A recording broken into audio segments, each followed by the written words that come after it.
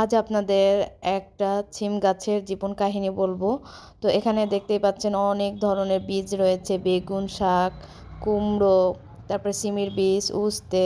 এগুলো কিন্তু আমার ফুপু আমাকে দিয়েছিল। তো এগুলো নিয়ে আসার পরে এই যে রাতের বেলায় কিন্তু আমি সাজিয়ার আব্বু ছাদে গিয়ে এগুলো লাগিয়ে দিয়েছি। তো সাজিয়া এই যে সিমগুলো লাগাচ্ছে, 2টা ব্যারেলে লাগিয়েছিলাম। ফুপুর কাছে এই বীজগুলো অনেক দিন আগের থেকেই সংরক্ষণ করা ছিল। তো আমি গিয়ে বলছিলাম, আর ফুপু এগুলো আমাকে বের করে দিয়েছিল। তো বলছিল ফুপু যে হবে কি হবে না এটা আমি জানি না, অনেক দিন আগেরটা লাগিয়ে দেখ, যদি হয় তাহলে তো ভালো। এরপর কিন্তু আমি বাসায় নিয়ে আসার পরে এই যে সাজিয়া কিন্তু সব কিছু লাগিয়ে নিচ্ছে, আমিও লাগিয়েছি।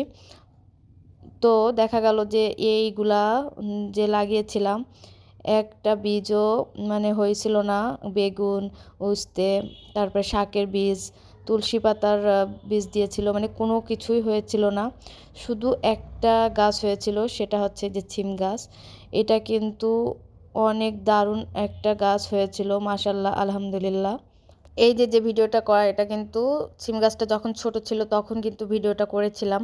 আর এরপর এই যে দেখুন মাশাল্লাহ কত কত সিম ধরেছে, মানে বেশিও না আবার একদম একটা দুইটাও না, মানে বেশ ভালোই ধরেছিল। কিন্তু বেশিরভাগ সিমগুলা পোকা লেগে গিয়েছিল, যেহেতু কোনো সার ব্যবহার করি নাই, এমনি এমনি কিন্তু এই সিমগুলো হয়েছিল। ভেবেছিলাম সারবিহীন যেগুলোই হোক না কেন ভাজি করে হলেও খেয়ে নিব।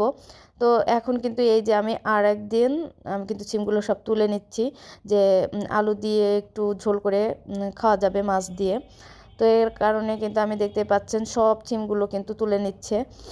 নিজের লাগানো গাছের সিম কিন্তু আসলে তুলতে অনেক ভালো লাগে, খেতেও অনেক ভালো লাগে। আমি যখন সিমগুলো তুলি তখন দেখি মাশাল্লাহ এক বাটি সিম হয়ে গিয়েছে। এই যে দেখুন, এটা আমার একক তো একদম হয়ে যাবে। আলহামদুলিল্লাহ, আলহামদুলিল্লাহ। আসলে একটা গাছ লাগানোর পরে যদি এরকম ফল দেয় আসলে একটু অন্যরকম অনুভূতি হয়। তো এখানে এই যে আমি কিন্তু নিচে নিয়ে এসেছি সিমগুলো, এরপর কিন্তু সিমগুলো আমি কেটে নিব। ভিডিওটি আপনাদের কাছে কেমন লেগেছে অবশ্যই কমেন্টে জানিয়ে দিবেন। আর যদি ভালো লাগে থাকে তাহলে লাইক, কমেন্ট, শেয়ার দিতে ভুলবেন না। সবাই ভালো থাকবেন, সুস্থ থাকবেন, আমাদের জন্য দোয়া করবেন। আল্লাহ হাফেজ।